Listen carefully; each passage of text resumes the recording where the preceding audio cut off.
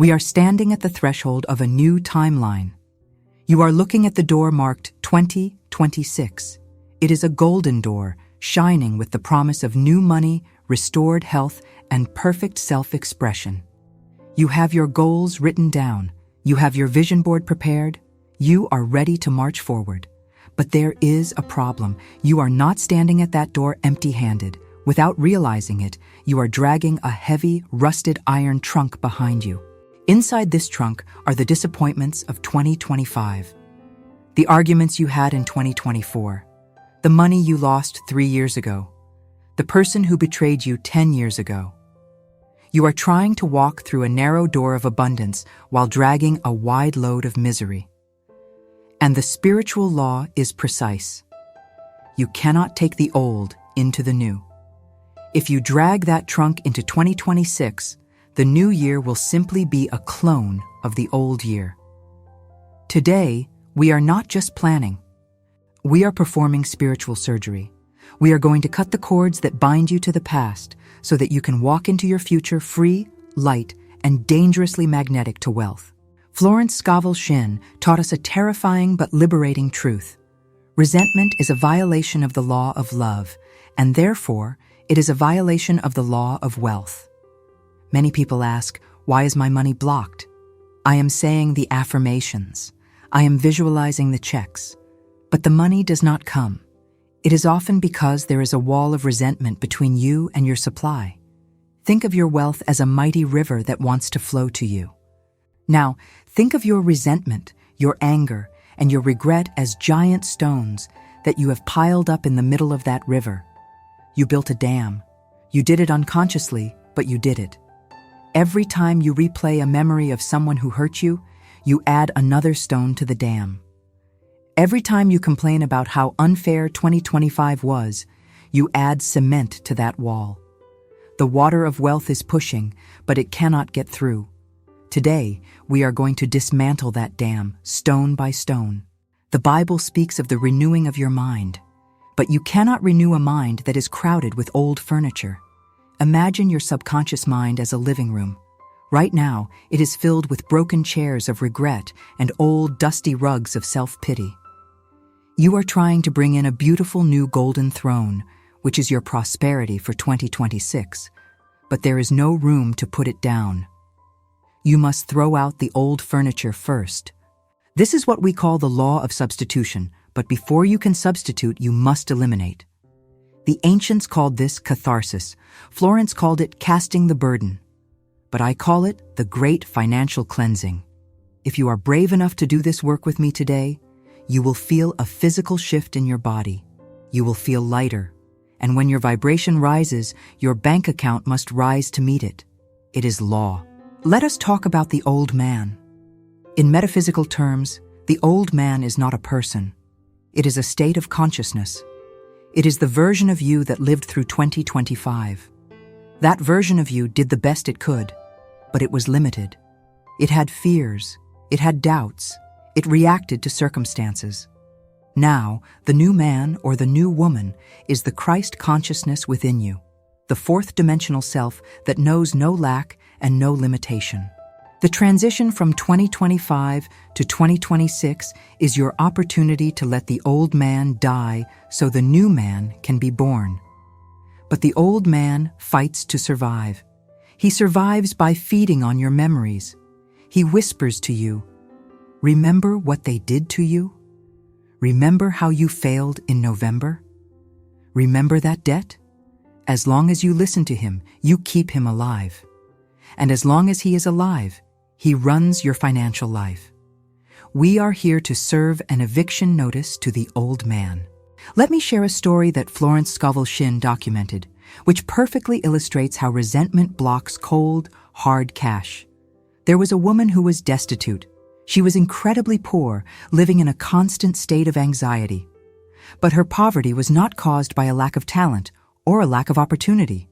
It was caused by a massive block of hatred she carried in her heart. She had a husband who had left her years ago for another woman. He had left her with nothing. Naturally, from a human perspective, she felt she had the right to be angry. She spent her days replaying the betrayal. She wished him ill. She criticized him to anyone who would listen. She thought she was punishing him with her anger, but she was only punishing herself. Her supply was completely cut off. She could not find work. The little money she had was stolen or lost. She was living in a hell of her own making. One day, she met a teacher of truth who told her bluntly, "You will never be rich until you forgive that man." The woman was shocked. She said, "But he ruined my life." The teacher replied, "No, he did not ruin your life. He only had power over your past. You are ruining your present by keeping him in your mind. Every time you curse him, you curse your own purse. You are sending out boomerangs of hate, and they are coming back to you as boomerangs of poverty." The woman was desperate enough to listen. She realized that her hatred was a luxury she could not afford. It was too expensive to hate. It was costing her thousands of dollars a month in missed opportunities. So she sat down and did the work we are going to do. She said, "I salute the divinity in my husband. I forgive him. I release him to his own good. I am free and he is free." At first, she did not feel it. She said the words through gritted teeth. That is okay. You do not have to feel it instantly. You just have to decide it. She kept affirming, "I forgive him. I release him. I wish him well." A miracle of chemicalization began to happen in her subconscious. The hard knot in her stomach began to dissolve. A few days later, a strange sense of peace washed over her. She actually felt sorry for him. She realized he was just a confused soul. The moment she reached that state of neutrality, the moment the emotional charge was gone, her phone rang. It was a job offer from a place she had applied to months ago and never heard back from. Then, an old friend repaid a debt she had forgotten about. Within 1 month, her financial situation had completely turned around. The man did not change. Her past did not change. Her vibration changed. And when the internal dam was removed, the river of money flowed in. Now, reflect on your year of 2025. Who is the villain of your year? Is it a boss who fired you? Is it a client who did not pay? Is it a family member who criticized your dreams? Or perhaps is the villain you? Many of us are holding resentment against ourselves. We look back at 2025 and say, "I should have bought that stock. I should have started that channel earlier. I should not have spent that money on that car." This self-resentment is just as destructive as hating someone else. Regret is the cancer of prosperity. When you regret, you are living in the past, and you cannot manifest money in the past. You can only manifest in the eternal now. To enter 2026 wealthy, you must forgive yourself for every financial mistake you made in 2025. You did the best you could with the consciousness you had then. You are different now. There is a specific technique I want you to learn today called the dissolving of the cords. Imagine that between you and every person you have interacted with, there is a cord of energy. With people you love and have harmony with, these cords are made of golden light. They nourish you. But with people you resent, or people who resent you, these cords are thick, dark, rubbery cables. They are draining your life force. When you try to move forward into 2026, these dark cords pull you back. You take 3 steps forward, and the cord snaps you back 2 steps. This is why you feel stuck. This is why you feel tired. It is not physical fatigue. It is spiritual fatigue from dragging these dead weights. We must cut them, not with scissors, but with the sword of the word. The sword of the word is your mouth, your voice. Florence Scovel Shinn said, "By your words you are condemned, and by your words you are justified." You can use your words to sever these negative attachments right now. I want you to visualize the person or the situation that is heavy on your heart. See them standing in front of you. And I want you to say, loudly and with authority, "I forgive you. I release you. I let you go. You are not my problem anymore. I cut the cords that bind us. I am free, and you are free. Go in peace." When you say this, imagine a giant sword of blue flame cutting through those dark cables. Watch them snap and wither away. Feel the rush of energy returning to your body. That energy that was being used to hold on to the grudge is now available to build your empire. This brings us to the concept of the vacuum. The universe abhors a vacuum. This is physics, but it is also metaphysics. When you create a space, the universe must fill it. When you hold on to resentment, your space is full. It is full of negative energy. There is no space for a new relationship. There is no space for a new client. There is no space for a miracle. By forgiving, by releasing the baggage of 2025, you are creating a massive vacuum in your life. You are hollowing yourself out. And because you are doing this under the law of grace, this vacuum will not be filled with more dirt. It will rush to be filled with the substance of the divine spirit, which manifests as money, as opportunity, as synchronous meetings. The emptiness you feel after letting go is not loneliness, it is readiness. Do not underestimate the power of physical cleaning to aid this mental cleaning. As we approach the new year, look at your physical house. Your house is an externalization of your mind. Is it cluttered? Is it full of things you do not use? Are there broken objects you have been meaning to fix for 6 months? Every broken object in your house is a vibration of lack. Every pile of clutter is a vibration of confusion. If you want a clear, direct channel to wealth in 2026, you must prepare the vessel. Florence often told her students to clean their closets before asking for a new coat. How can infinite intelligence send you a designer wardrobe if your closet is jammed with old, moth-eaten clothes? This week, before the clock strikes 12 on December 31st, I challenge you to throw things away. Donate them, sell them, burn them, just get them out. As you throw away a physical object, say, I am clearing the way for my good. I am making room for my expansion. We have spoken about the theory of forgiveness and the necessity of clearing the mental clutter. Now, we must move into action. The universe rewards action. Faith without works is dead. You cannot just think about letting go. You must do something that signals to your subconscious mind that the deed is done. The subconscious mind is very literal. It loves symbols. It loves rituals. That is why ancient cultures had rites of passage. We are going to create your rite of passage into 2026. This is not witchcraft. This is spiritual psychology. It is about impressing the subconscious with a new reality so deeply that it has no choice but to manifest it. The first ritual I want you to perform is the burning of the list. This is best done on New Year's Eve, but since today is December 24th, you can do it any time between now and the 1st of January. The energy of this portal is open. Sit down in a quiet place with a pen and a piece of paper. Not a digital note on your phone, a real piece of paper. There is magic in the friction of pen on paper. Start writing down everything you want to leave behind in 2025. Be specific. Do not just write bad vibes. Write, my debt of $5,000. Write, my insecurity about my body. Write, my procrastination. Write, the argument I had with my brother. Write it all out. Pour your frustration onto that paper. Let the paper hold the weight. As you write, you might feel emotional. You might cry. Let it happen. This is the poison leaving the system. Once the list is complete, take it to a fire-safe environment, like a fireplace or a metal bowl safely placed in your sink. With extreme care, light a match. As you set fire to the paper, I want you to speak this decree out loud. I now baptize this past with fire. It is consumed. It is dissolved. It returns to the dust of nothingness. I am free from these conditions forever. Watch the paper turn to ash. Watch the smoke rise. That smoke is the energy being transmuted. Do not keep the ashes.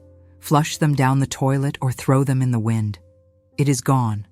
Do not look back. Remember Lot's wife in the Bible? She looked back at the destruction of Sodom and turned into a pillar of salt. Salt preserves. When you look back at your past miseries, you preserve them. Walk away from the ashes and do not look back. Now, let us talk about the law of non-resistance. in the context of your family gatherings this week. For many, Christmas and New Year's are stressful because of family dynamics. You might have an uncle who criticizes your career, or a parent who worries constantly about money. Their low vibration can be contagious. If you engage with them, if you argue, if you get defensive, you are lowering your vibration to match theirs. You are entering their reality, and in their reality, you are not rich. In their reality, you are struggling. You must stay in your own reality. The way to do this is through non-resistance. Florence taught, resist, not evil. This means, do not fight the negative energy. If you fight it, you give it reality. Here is your strategy for the holiday dinner. When a relative makes a snarky comment or asks an invasive question about your finances, do not react. Do not get angry. Instead, practice what I call the silent blessing. In your mind, immediately say, I bless you and I see the Christ in you. I salute your divinity. And then, outwardly, smile and change the subject. Or simply say nothing. Your silence is a shield. When you refuse to receive their negativity, it hits your shield and bounces back to them. It does not penetrate your aura. You remain in the high vibration of love and wealth. You will be amazed at how quickly they stop bothering you when you stop reacting. You starve the dynamic of energy. Let us move to the second ritual, the seed money. You want 2026 to be a year of harvest, but you cannot have a harvest without a seed. Many people enter the new year grasping, holding on to every cent they have out of fear. This is the vibration of poverty. To break this, you must perform an act of faith. Between now and January 1st, I want you to give away a sum of money. It does not have to be $1 million. It could be $10 or $100. But it must be an amount that you feel. It must be a stretch. Give it to a person who needs it, or to a cause that inspires you, or even leave it as a massive tip for a waiter who looks tired. As you release this money from your hand, you must release it with a specific intention. Do not just hand it over absent-mindedly. Say silently, I plant this seed for my prosperity in 2026. I release this money with love, and I know it returns to me multiplied 1,000-fold, under grace, in a perfect way. You are telling the universe that you trust the flow. You are proving that you believe in your own abundance. You are not afraid to let go because you know the source is infinite. This act of giving opens the valve. It greases the wheels of the law of circulation. You will often find that this specific amount returns to you very quickly, often before the first week of January is over. Now, I want to address the fear of the future. The headlines are scary. The economists are predicting recessions. The news is selling doom. If you consume this content, you are programming your mind for lack. You are agreeing with the collective consciousness of poverty. But you are a student of truth. You know that you do not live in the economy of the world. You live in the kingdom of God. In the kingdom, there is no recession. There is only expansion. Florence Scovel Shinn said, "Man can only receive what he sees himself receiving. If you see a recession, you will participate in it. If you see opportunity, you will profit from it." Therefore, your mental diet for these next 7 days is critical. Stop watching the news. Stop scrolling through doom-scrolling feeds. Starve the fear. Feed your faith. Read success stories. Listen to uplifting music. Visualize your success. You must build a wall of fire around your mind. This wall of fire is your conviction. When a negative thought tries to enter, perhaps a thought like, what if I lose my job in 2026? You must incinerate it instantly at the gate. Do not let it in for tea. Do not entertain it. Say, "Get thee behind me, Satan," or simply, "I cancel that thought." My supply comes from God, and God is never late and never empty. Let us speak about the power of the prophecy. You are the prophet of your own life. Your word is your wand. What you say in the first hours of the new year sets the tone for the next 12 months. Most people start the year complaining about a hangover, or complaining about the weather, or saying, "I am so tired." They are cursing their year before it has even begun. I want you to script your first words of 2026. Literally, write them down. What is the first thing you will say when you wake up on January 1st? Here is a suggestion for your first prophecy of 2026. Wake up, stand in front of a mirror, look yourself in the eyes, and say, "I welcome you, 2026. You are the year of my divine favor. This is the year where miracles become normal for me. I command every day of this year to bring me blessings, wealth, and joy. I am wide open to receive. I am ready." Boom. You have just laid the tracks for the train of your life. You have given a command to the ether. The ether has no choice but to obey. You are the captain of the ship. If the captain is drunk or asleep, the ship drifts. But if the captain is awake and shouting orders, the crew moves. Be the captain. Let us deepen the understanding of the Christ within for this Christmas season. Florence taught that Christmas is not just a historical event, it is a metaphysical process. The Christ is the superconscious mind. It is the part of you that is perfect, that knows the blueprint of your life. Every time you despair, you are crucifying the Christ within. Every time you have faith, you are resurrecting the Christ within. This week, celebrate the birth of your own faith. Look at your problems, your debts, your loneliness, your confusion, and say, "Christ in me is the hope of glory. Christ in me is stronger than this debt. Christ in me is the solution." There is a beautiful story of a woman who needed a large sum of money by the 1st of the month. It was December 28th. She had no visible way to get it. Logic said it was impossible, but she knew the law. She sat in her chair and refused to worry. She said, "God is the giver and the gift. The gift is already mine in the invisible. I just need to be quiet enough to receive it." She spent 3 days in absolute gratitude, thanking God for the money she did not yet see. On December 31st, a letter arrived. It was a refund from an insurance overpayment from 5 years ago. The amount was exactly what she needed, plus a little extra for a celebration dinner. The money was always there. It was just waiting for her to stop worrying so it could find her. This is the state you want to achieve. A state of relaxed expectation. Anxiety repels, peace attracts. If you are frantic about 2026, you are pushing your good away. Imagine you are at a restaurant. You ordered your meal. Do you run into the kitchen and scream at the chef? Do you grab the waiter by the collar? No. You sit back, you drink your water, and you talk to your friends. You know the food is coming. You trust the kitchen.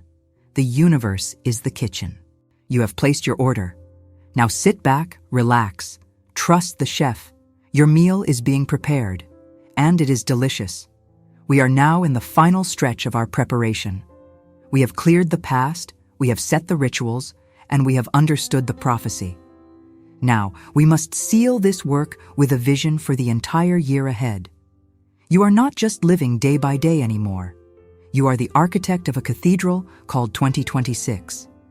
You must lay the foundation stones for every single month. A year is like a journey of 12 miles. If you do not have a map for each mile, you might get lost in March or tired in August. Today, we will bless the 12 baskets of your year, ensuring that there is a surplus of good in every season. Think of the 12 months as 12 empty jars standing in a row. Right now, they are empty. If you do nothing, they will be filled by the random chaos of the world. They will be filled with the news, with other people's dramas, with collective fear. But you have the power to fill them right now with golden substance. You can prepave your year. This is what it means to go before your army. The army is your days. You, the general, your consciousness, must go before them to clear the road. Let us start with January. Declare that January is the month of new beginnings. See it. Feel it.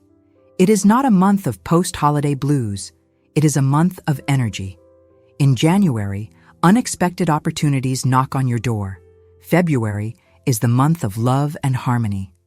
Not just romantic love, but love for your work, love for your money. You are in flow. March is the month of action.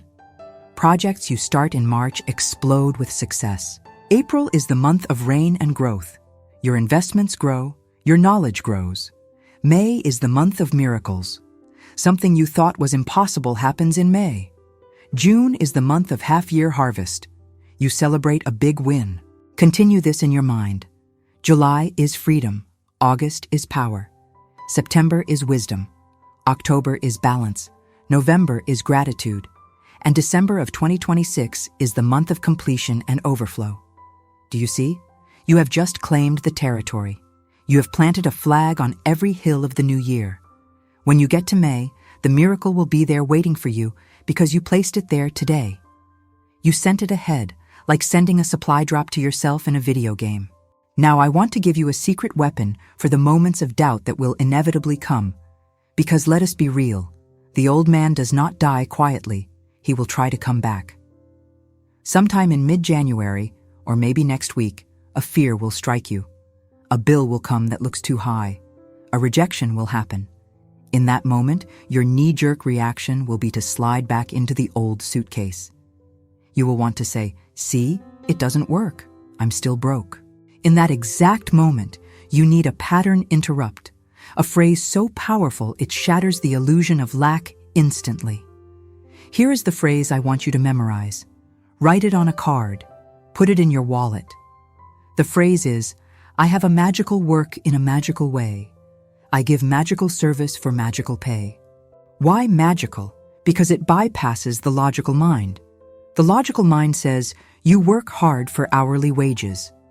The magical mind says, I can receive money from anywhere, at any time, for value I provide effortlessly. When you say this, you remind yourself that you are not a slave to the economic system. You are a magician in the divine system. Use this phrase whenever you feel stuck. It is like a reset button for your vibration. Let us speak about the mock-up. Florence often told her students to act as if. If you want to be a rich writer, buy a beautiful pen. If you want to travel, buy a suitcase. You must show the subconscious you are serious.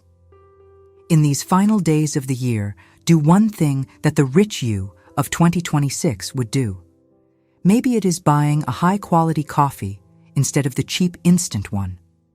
Maybe it is dressing up for dinner, even if you are eating alone. Whatever it is, raise your standard. The universe meets you at the level of your standard. If you tolerate mediocrity, you get mediocrity. If you demand excellence, you get excellence. Signal to the universe, I have upgraded my subscription to life. I am now on the premium plan. We are coming to the end of our session, but this is really the beginning of your new life. You have the tools, you have the understanding. The only variable left is your persistence. Florence said, "Genius is only the capacity for taking infinite pains." In spiritual terms, genius is the capacity to stand firm in your faith when everything looks wrong. Can you stand in the fire and not smell like smoke? Can you look at an empty bank account and see it full? That is the test, and you have everything you need to pass it. I want you to close your eyes one last time. We are going to do a final lock-in of this energy. Take a deep breath. Inhale the possibilities of 2026. Exhale the limitations of the past. Visualize yourself standing on a mountaintop. The sun is rising. It is the first sunrise of the new year. The light hits your face, and you feel warm, safe, and powerful. You look down at your hands, and they are glowing. Everything you touch turns to gold, not just metal, but spiritual gold. Love, joy, peace, and abundance. You are a Midas of the Spirit. Hear these words as if God is speaking them directly to you. My child, all that I have is yours. You are with me always. There is no separation. Your wealth is not coming. It is here. Your health is not coming. It is here. Your love is not coming. It is here. It was just behind the veil of your own doubt. You have lifted the veil. Now receive. Open your eyes. You are ready. You are lighter. You are dangerous to the kingdom of lack because you no longer believe in it.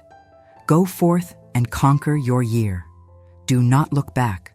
The past is dust. The future is gold. And the present is God. And so it is.